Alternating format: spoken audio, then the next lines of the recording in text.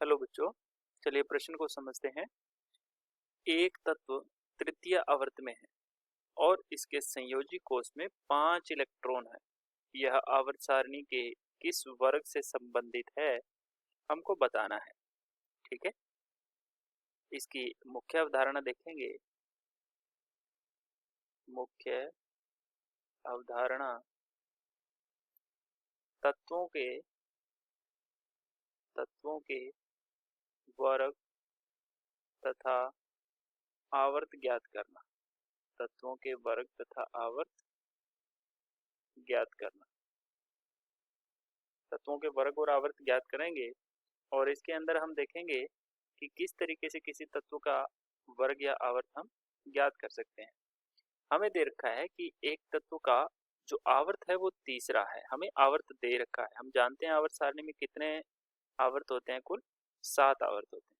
ठीक है, और ये तीसरे आवर्त का तत्व है और इसके संयोजी कोष में संयोजी इलेक्ट्रॉन की संख्या दे रखी है अपने को 5। ठीक है, यह आवर्त सारणी के किस वर्ग से संबंधित है। अब ध्यान दीजिए, हमारे पास तीसरे आवर्त के अंदर डी ब्लॉक नहीं होता। डी ब्लॉक जो है वो चौथे आवर्त से स्टार्ट होता है ना। तो तीसरे आवर्त में 2 ही ब्लॉक होते हैं, एक तो एस होता है जिसका वर्ग संख्या 1 और 2 होता है ना। और 13 से लेकर के 18 तक पी ब्लॉक होता है।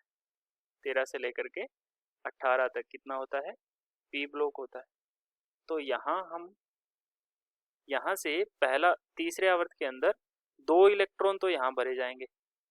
ठीक, तीसरा इलेक्ट्रॉन भरा जाएगा 13वें वर्ग का, चौथा इलेक्ट्रॉन 14वें का और 5वां इलेक्ट्रॉन 15वें वर्ग का भरा जाएगा। यानी कि 15वां वर्ग का तत्व, 15वें वर्ग का जो तत्व होगा उसके संयोजी इलेक्ट्रॉन जो है वो कितने होते हैं, संयोजी इलेक्ट्रॉन 5 होते हैं। 15वें वर्ग के तत्व का संयोजी इलेक्ट्रॉन कितना होगा, 5 होगा। और बस हमें वर्ग ही पूछा है, यह आवर्त सारणी के किस वर्ग से संबंधित है, तो ये 15वें वर्ग से संबंधित है। अगर हमें तत्व भी बताना होता तो हम तत्व भी बता सकते हैं। आशा करते हैं आपको समझ आया होगा। धन्यवाद।